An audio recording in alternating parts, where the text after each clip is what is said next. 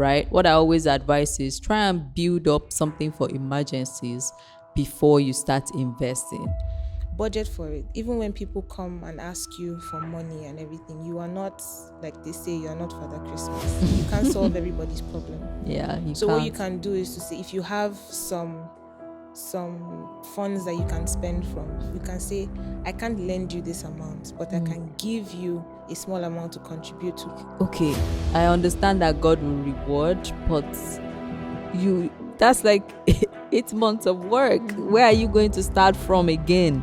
So, and especially if you do hear from God, there are times when you be instructed to give to a certain cause or to give someone who is in need of something. At some point, there's a harvest. The harvest, yeah. You can have all the likes and have as many followers as Instagram allow, and it may not still translate into money if you don't know how to make money. How?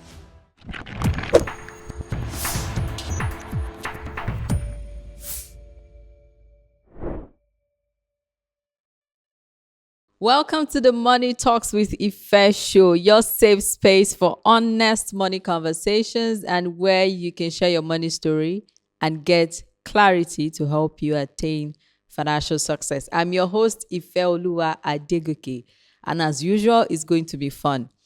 Today with me, I have a wonderful, wonderful guest. Her name is Aye. She is a professional photographer with some mighty portfolio under her belt and also a producer. Thank you so much for joining us today. My pleasure. I'm so excited to have you. Thank so you. like me, she's a quiet person. If you don't believe I'm a quiet person, that's your cup of tea. But I'm a quiet person. I like me, she's a quiet person. A reserved person, I would say, as she described herself. It's wonderful to have you, and we're looking to enjoy your unique insights and unique perspective to money and how it affects our lives. So, when I was getting to know you before we started the show, we talked about how you've moved from just being a photographer to now starting another career path, which is a producer. Which would you say is more financially rewarding? Let me put it this way. They both are, to be honest. But as a film producer, that's a personal journey. But photography now, after so many years, is beyond me. It's now a community. It's now a business that hopefully grows to evolve on its own and will not have to depend on me in the coming years, hopefully. So to answer your question, I'm not sure. Because I mean, personally, maybe film right now. but What I've heard is you've done some milestones with the photography Yes, I part. have. Like it's a business set up on its own. Then producing is like the journey you're just embarking on and by myself. by yourself, and also the financial part of it is what. For me as a person, Okay. not as a business. Not as a business now. All right. That's amazing. Well, you did share with me how it has impacted you. It has made you said it has helped you to know how to manage money better. So how does producing and managing money better, how did they? I mean, one of the first things about production is budgeting. And how we have to budget for a film and make it work within The budget. I see. So it's also one of the most difficult things. But once you're able to do it, then your film would most likely come out well. You know, the only thing I know about producing is that you people used to shout, "Cut!" That's not production. That's the only thing I know. But I'm just getting a fresh insight into that it has to do with planning, strategy. A lot. That's the production aspect. The creative, I mean, we bring on the creative, but then production is making sure that what's in the script gets to the screen and looks like what's in the script or even better. Yes. That's interesting. Now we're ready for our first caller. Hello, good evening. Welcome to the Money Talks with Ife show. What's your name and where you calling from? Good evening. My name is Grace. I'm calling from Lagos, Nigeria. Hi, Grace. It's a pleasure to have you. So tell us, what's Thank your you. money story? Okay, so this is it, right? I would say that I'm a mid-level professional, and I also have a business on the side. I earn really well at my job, and my business is also doing very well. But um, I would say that I'm not able to save money, actual money, or Mm, invest or do anything meaningful with my money. Yeah. So I haven't heard all the principles of the 70-30-20 rule, save money this way, do this that way. I just find that somehow, even maybe I try to save, something comes up that needs the money. It just feels like one responsibility just pops up that is important. One bill just suddenly comes up that needs to be paid. mm, Month in, month out, always something that needs to be done. And the entire helplessness of it is very frustrating because I really want to be able to. Oh, I've looked at your page. I've seen you speak about money. I've mm, seen people talk about mutual funds, bonds, savings, shares, and all of that. I have friends that don't even earn half as much as I do, but they are able to save, make investments, and all of that. But I mm, haven't been able to. Also, I'm a believer as well. So, mm, part of my resources go into giving seeds, mm. projects like I I hear projects like I hear yeah. you, Grace. Hmm. Yeah. So, my question, what I want to clarify now is the problem is not that you're not earning enough. You feel like you're earning enough, but you can't account for it. Like it's just flowing out without control, right? Yes. Okay. All right. So from everything you've mentioned, what I can pinpoint is I think there is no structure to your finances, right? I think structure is lacking. So in the case of emergencies, there are ways you can prepare for emergencies. In the case of um, giving seeds, ties, there are ways you can prepare for it. And that comes with structure.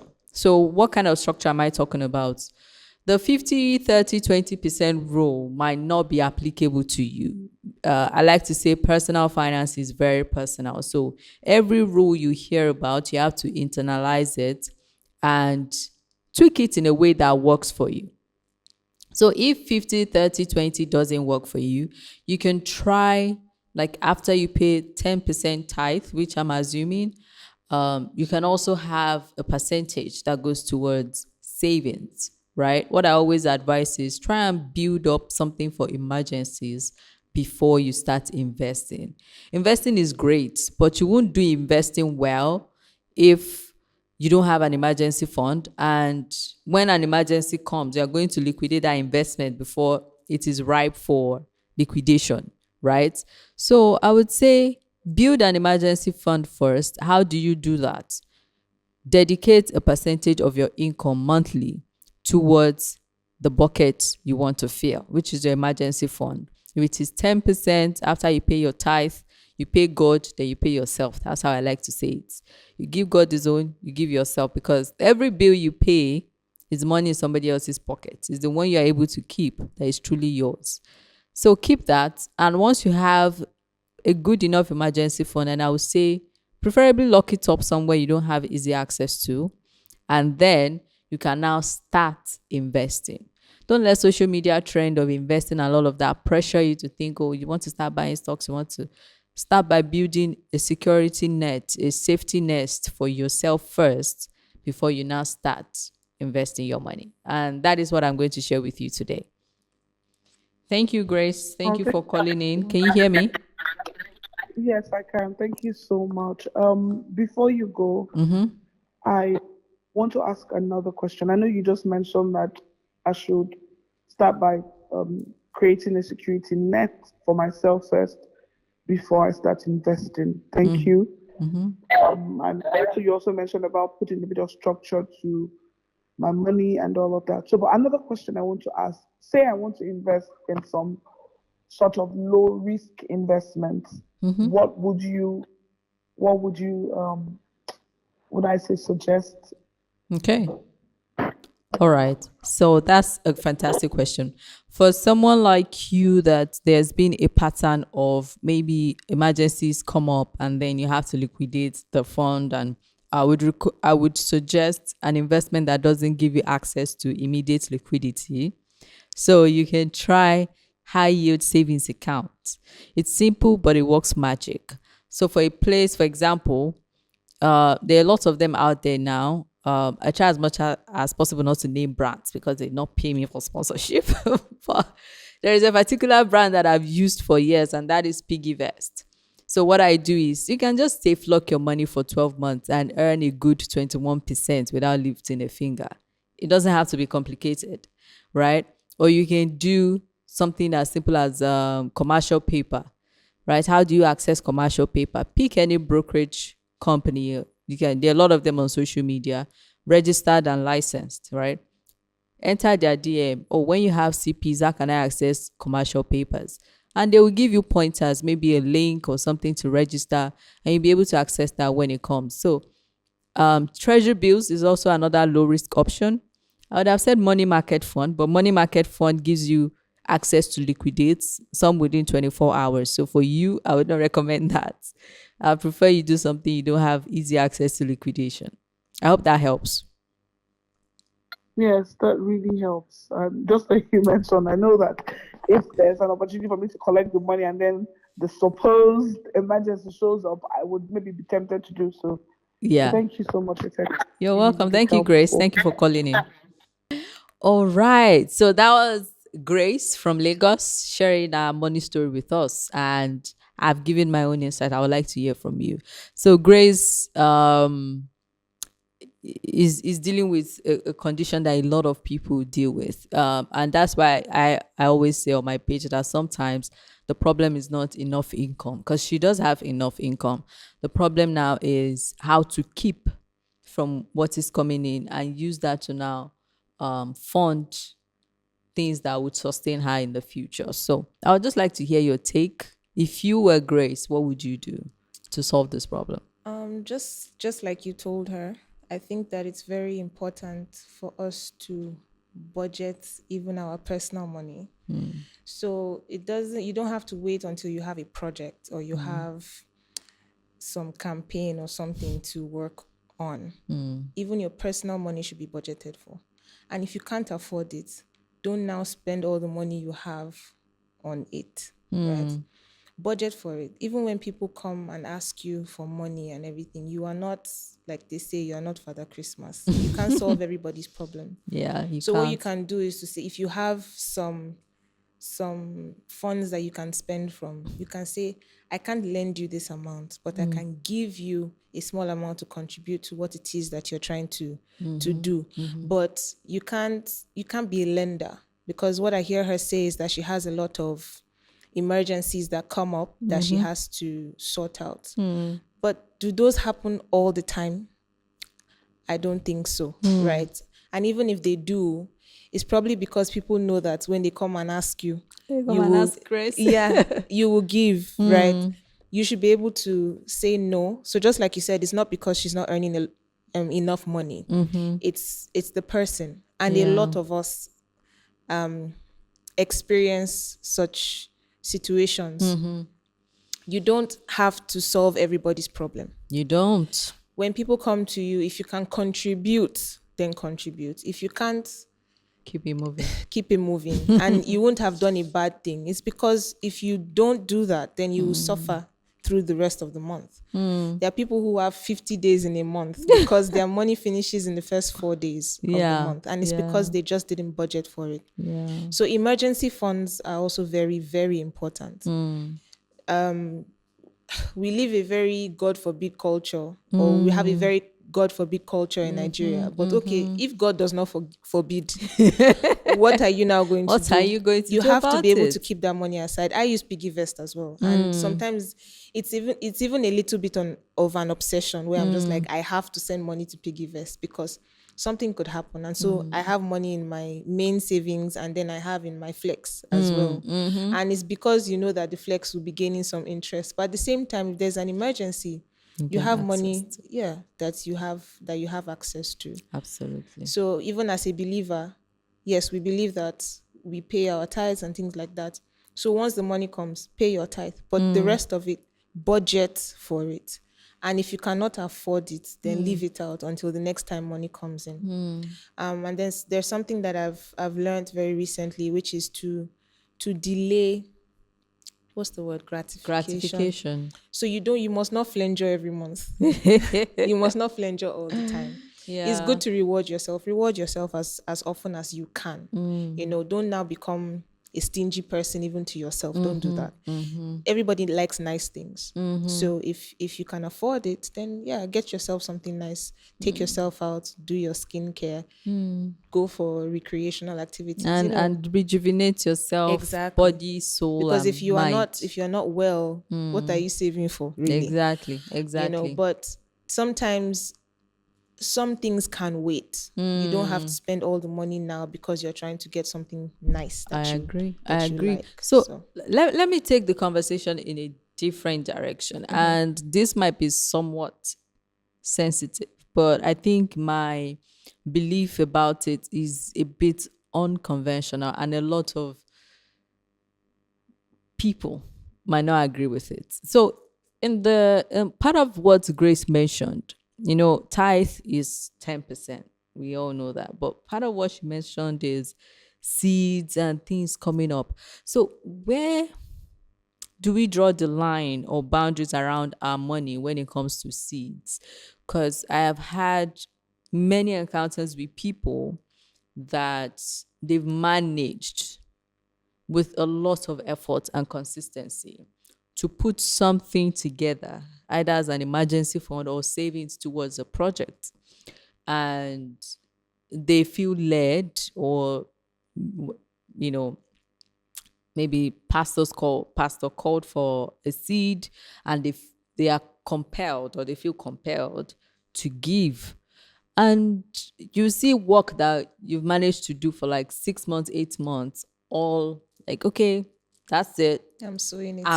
I'm sowing it. To me, I get mixed feelings about that. Like, okay, I understand that God will reward, but that's like 8 months of work. Where are you going to start from again? So what is your take on that? Before I say my perspective in full, I'd like to hear from you. Again, if you can't afford it, I don't think God is holding a hammer over anybody's head to say that you must sow seeds and blah, blah, blah. There are times when, especially if you do hear from God, there are times when you'll be instructed to give to a certain cause, or to give someone who's in need of something. And sometimes there are faith steps. Let me do this in faith that this will happen. So it's like a call and response. It's action and So you do that, but it now doesn't mean that it becomes an obligation that every time there's a call for seeds to be sown, you'll be the first, knowing that you can't afford it. There's, again, putting faith aside, I don't think that you are supposed to be spending all your money sowing seeds. It's a faith thing. It's an instruction thing. If you hear, you'd be surprised that I've come in contact with people that, for lack of better word, their personal finance is completely ruined because in some way they are addicted to sowing to seeds. seeds. And I'm not joking about that. Like, But people, when you plant, it's supposed to germinate, right? right? And at some point there's a harvest. The harvest, yeah. So the harvest is not planting it. shouldn't, I mean, you can't help You can't help. So So I'm sorry.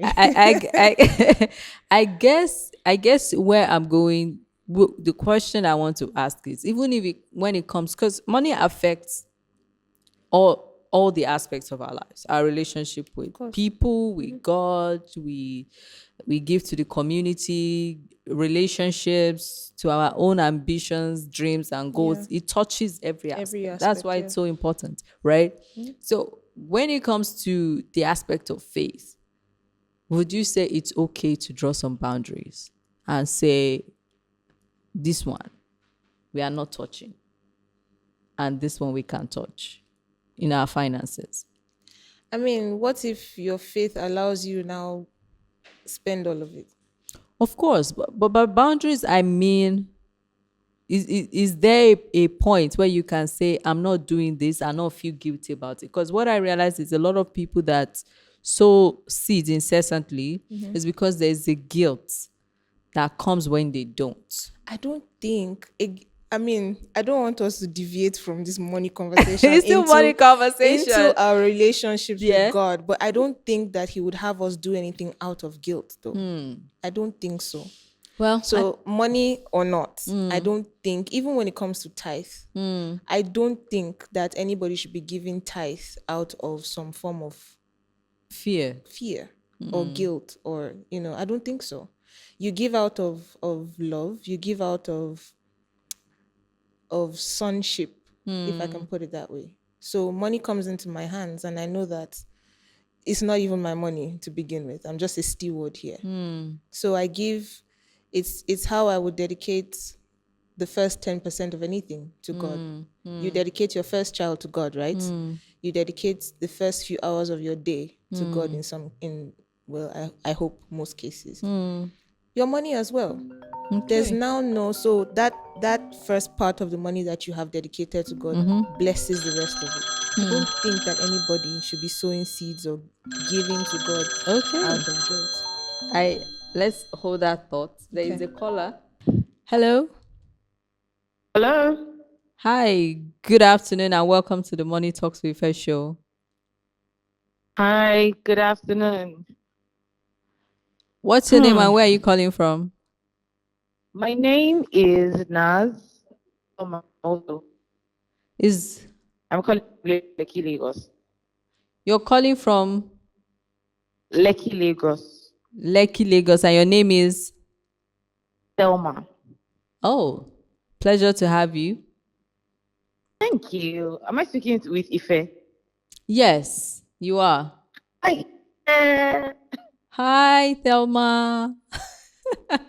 So we're on a show. I am trying to pinpoint if you're part of the guests that are calling in, or you're just calling to check on me. I want to be sure. Or you're I'm supposed part to. of guest. I'm part of the guest who's supposed to call in to share my money palaver. Oh, yes, yes, yes, yes, yes. Welcome, Thelma. It's good to have you. Thank you. Okay, so what's your money story? Share with us. Okay, I'm going right into it, right? So, first and foremost, I like to think of myself as an just a young lady, and then that I have served. I have like great work ethics. I have pretty much years spent spanning over a decade. I have like good work ethics. I have like years of experience spanning over decades. So my question would be how over the years I've not been able to translate these things to money. So I'm that girl who has worked with the EAT community, popular influencers. I don't want to say like I'm not saying influencers, I'm saying like the top dogs. But then I just realized that over time, I'm saying culinary. I'm just realizing that over time, there hasn't really been a I can't measure my the amount with the level of work I put in, right? And so for me, that does worry me how I do so much work and like you still end up being broke for lack of better. And living as a young girl living in Lekki, I man back rolling my life. I pay my bills, I pay, I go to work, I pay my bills, everything is on me, right? So I mean, I just think my major concern would be how I'm not able to translate the efficiency of my work, right? And that does bother me. That does really bother me. I'm able to save because but I can't do much more saving. For instance, in stocks or bonds, just Okay. things that would help, balance of financial stability. Okay. Right. So yeah, that's Let me ask you this before you continue. Do you feel like you are undercharging for your services? Are you I charging actually your do. worth? No, actually. I think I'm quite lenient when it comes to charging. Okay. So that's where we need to start from. You Hmm. need to start charging your worth, right? What you believe that the value of your work is worth. So I'm one of the people that believe that you can charge any amount for what you do. What now remains to be answered is the value you're bringing to the table. Is it at par with what you're charging, right? And value is also about perception. I like to Come say, on. if you give a thirsty man, if you sell to a bottle of water to a thirsty man in the desert, you can sell it for 10 million naira, a bottle of water. But in rainy season, you come to the streets of Abuja or Lagos and you want to sell that bottle of water, you're not selling more than 150 or 200.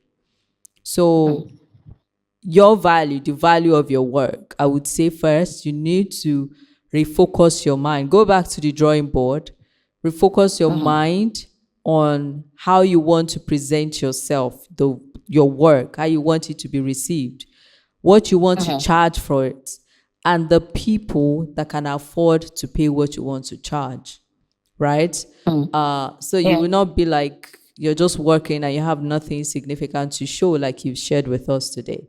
So I think with these simple steps, you can really turn things around, because I've been in this exact position before. When I started my business, I used to beg people to pay me 50,000 naira for a whole year of service. It's so ridiculous saying it now. What was I thinking? But I had to refocus my mind. I had to work on my mindset with the help of, again, I value coaches and mentors, right? So I spoke with people out of the place of frustration, of the pain. And the same advice they gave me is what I'm giving you. You have to first know the value of the work you're bringing to the table, the worth of it, know it, right? And then position yourself. No, two, you have to find the people that would appreciate the value of what you're bringing. And then three, position yourself for them to find you. All right. So I believe with these three steps, you're well on your way to turning things around in your finances. Absolutely. All right. Absolutely. Thank you so much, Thank you so Thelma. much Thank you for calling in. for nothing. This was really good. Thank you. You're Appreciate it. welcome. Bye. Thank you.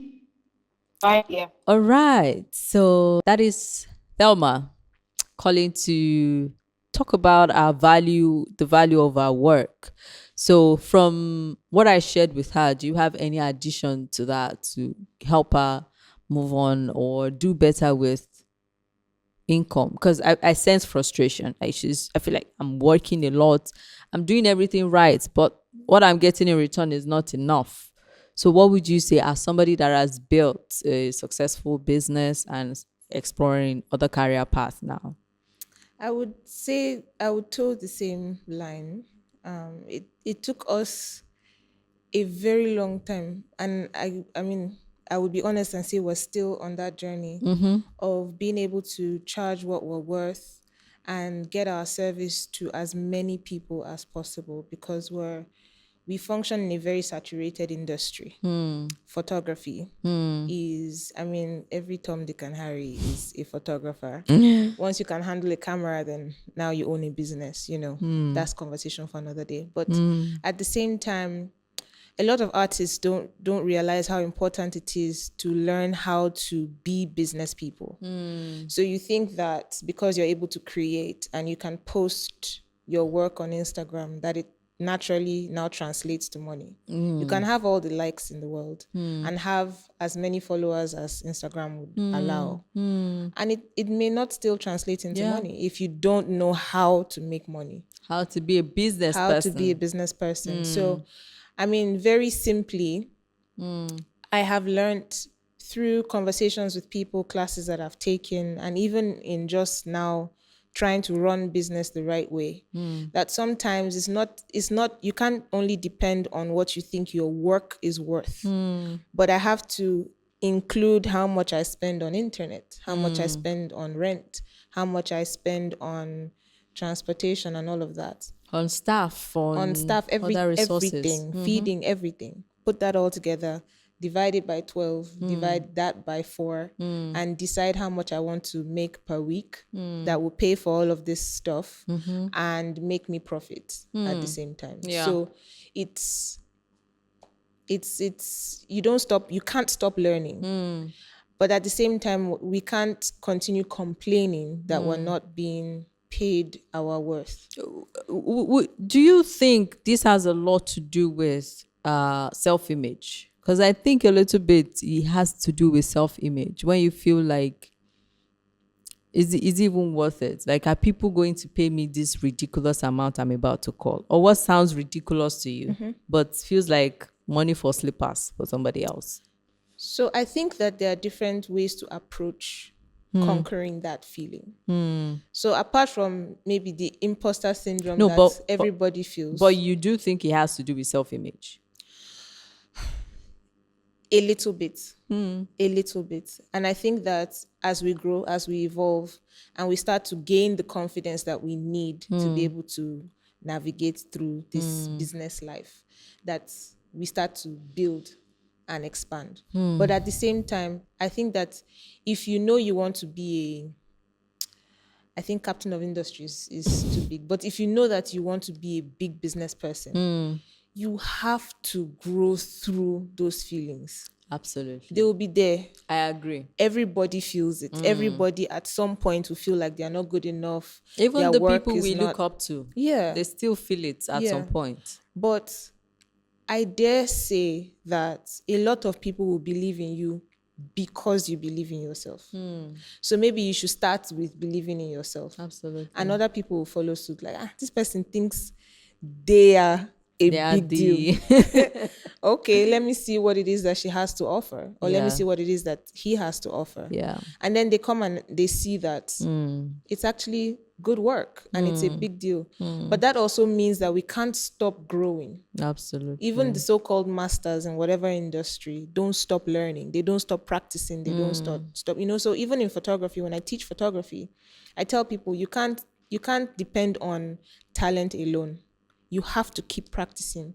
Doctors, lawyers, engineers, they keep studying every day. They keep growing and getting better. So why do you think that you would just carry a camera and think that because you can hold it, then magic, you have to keep learning. Absolutely. So the better you become, people will see it and they will believe. And so when you charge them money, they will be like, oh yeah, here it is. The better you become, the more belief you even have in yourself.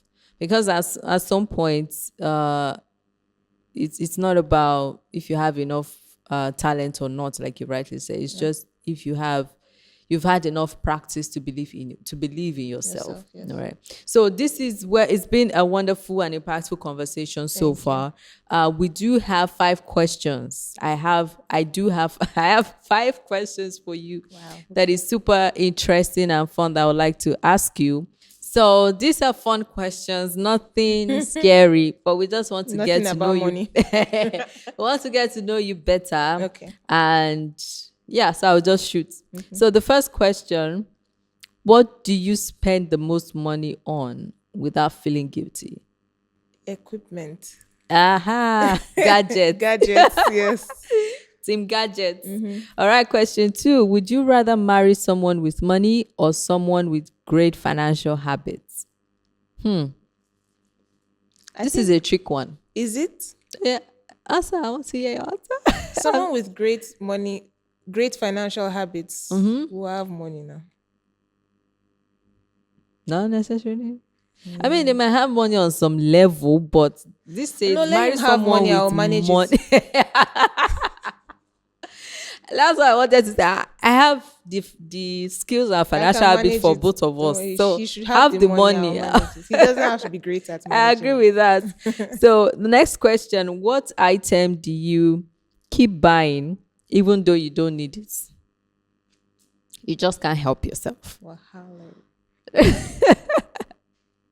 Plants. I Plants. can't believe it. No, I mean, I think I can help myself. What is it? What would it be? I'll come back to that question. Okay. So next question: what's financial freedom to you? Time or money? Time. It's time. Yeah, I feel agree. like I need more hours in the day. Well, for me, financial freedom feels like when I no longer have to exchange my time for money, and I can just make money without Thinking giving my about it. time. Yeah. Yeah, so I think that's mine. Last question: if your bank account could talk, what will it say to you this week? This week. Will it say, "Don't do, leave me alone"? Or what would it say? No, this week to say thank you, Haye. This week. Yeah. All right. So it's been wonderful having you, Aye. Thank you so Thank much for you. coming. And we have something small, a special gift for you from the entire team of Money Talks with Thank Ife you Show. so Thank you for much. coming.